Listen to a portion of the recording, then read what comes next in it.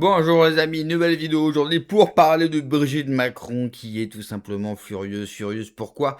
Parce que dans une des émissions les plus regardées en Russie, et vous le voyez à l'image, ils se sont moqués d'elle dans un sketch qui a été vu des millions de fois, non seulement en Russie, mais à travers le monde. Mais juste avant bien sûr de le voir et d'en parler, n'oubliez pas de vous abonner, le pouce, le commentaire, le partage, le boost de la vidéo. J'ai besoin de votre soutien. Alors n'hésitez pas à soutenir mon travail sur Tipeee, sur Patreon. Vous avez tous les liens en description sous la vidéo. On regarde ça et on en parle juste après. Les Russes continuent de se moquer de Brigitte Macron. Franchement, ça vaut encore le détour. Votre fidèle serviteur vous a toujours montré les parodies russes et les comédies russes, en plus de la vraie vie en Russie, donc abonnez-vous. Et là, on continue sur Brigitte Macron. Ça avait fait même le tour du monde, c'est-à-dire que c'est devenu viral, la traduction que j'avais pu faire de la première vidéo. Vous l'avez forcément vu passer. Et là, c'était même revenu jusqu'en Russie. Et ils en parlent dans cette vidéo, qui est une fausse interview avec une des journalistes les plus connues en Russie, Ksenia Sobchak. Je sais pas vous, mais je trouve que le comique est même presque plus féminin que Brigitte elle-même. Bonjour à tous. Avec vous, moi, un journaliste sérieux et profond et une joyeuse danseuse des réseaux sociaux. Aujourd'hui, j'ai une invitée tout simplement incroyable, Brigitte Macron.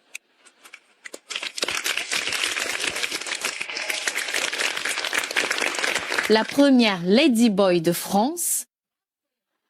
Le genre à courir après Indiana Jones quelque part dans les pyramides. Eh bien, Brigitte, on pourrait bien sûr énumérer ses compliments à l'infini, mais passons aux questions. Comment vous trouvez ça chez nous? D'abord, je vous salue bien bas. C'est pour cela que je porte un pantalon. Mais en général, la Russie me plaît de plus en plus. Sûrement parce qu'on plaît de moins en moins à l'Amérique. Avouez que c'est sympa, en tant que première dame, de voler vers un autre pays sans avoir un sac sur la tête.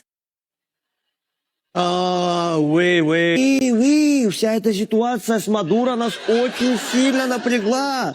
Мы даже с мужем теперь спим в шкафу, в сейфе, загримированный под негров. Чтобы когда отряд Дельта пришел, они посмотрели такие, да это какие-то негры, пойдем дальше. Кстати, отличная фраза для прогулки по Парижу. Разнос, шутка, просто огонь, я кайфую вообще. Йоу, огонь. Я сяду поудобнее. Да, конечно. Вы нет, так нельзя. Нельзя? Так нельзя. Поудобнее. Да, конечно. Вы нет, так нельзя. Нельзя? Так нельзя. Да. Ну ладно уже, все равно Скажите. отлиплась. Во Франции стала очень популярна пародия на вас одного нашего российского комика Дениса Дорохова. Да. До вас долетало? Ну, до нас пока не долетало. А пародию видела, да. Пародию видела. Кстати, еще о наших. Наш вратарь Матвей Сафонов играет за ваш ПСЖ. И недавно он отбил сразу 4 пенальти подряд. Вот у меня лично ощущение, что пока что мы, русские, защищаем вас лучше, чем НАТО. Ну реально. Как вы вообще добирались до нас? Расскажите. Ой, я ехала на поезде. Красота просто, природа в окне, чай, яички с собой. Но это понятно. А кушали-то что? Лапшу кушала. Лапшу. Пародия на вас одного нашего российского комика Дениса Дорохова. Да. До вас долетало? Ну, до нас пока не долетало. А пародию видела, да. Пародию видела. Кстати, еще о наших. Наш вратарь Матвей Сафонов играет за ваш ПСЖ. И недавно он отбил сразу 4 пенальти подряд. Вот у меня лично ощущение, что пока что мы, русские, защищаем вас лучше, чем НАТО. Ну реально. Как вы вообще добирались до нас? Расскажите. Ой, я ехала на поезде. Красота просто, природа в окне, чай, яички с собой. Но это понятно. А кушали-то что? Лапшу кушала. вообще. Да. Знаете, мне интересно, почему вы, Запад, вот такие некие забияки, такие трусливые шестиклассники, которые там что-то на другом берегу реки стоят, обзываются и думают, что никто к ним туда не перепрыгнет и вот как бы не ответит. Да это не мы вообще, это не французы, это все немцы, понимаете? Это все немцы. Мы Германия. Ну просто синичье пивное, ну просто раскалыватели писсуаров, там дрожжи мозгами управляют. А Excusez-moi, impossible de vous trouver la vidéo en traduction complète. J'arrête bien sûr l'extrait ici parce que j'imagine qu'aucun de vous ne parle le russe à part quelques-uns de mes abonnés. Mais même sans parler le russe, on comprend bien sûr, l'objet de ce sketch de la part de la Russie. Ont-ils raison? Oui. Alors, certains, et on pourrait le dire, ah, ça ne se fait pas beaucoup quand même d'attaquer la femme du président, même si vous êtes en conflit, même si c'est la guerre, ce n'est pas très classe. C'est vrai. On pourrait penser ça et on pourrait le dire, ça serait totalement légitime. Surtout qu'en termes de règles diplomatiques, c'est pas génial. Et n'oubliez pas, la femme du président français n'a aucun rôle, enfin normalement officiellement, même si Brigitte Macron dirige le pays avec Macron. Mais franchement, c'est de bonne guerre. C'est vraiment de bonne guerre. Vu tout ce que l'on fait subir à la Russie, qui là aussi sort du cadre de la diplomatie. Et je vous rappelle que la diplomatie, ce sont nous, les Occidentaux, qui avons établi ces règles. Nous les avons toutes violées et de toute façon, nos règles n'ont pas été mises en place pour qu'on les respecte.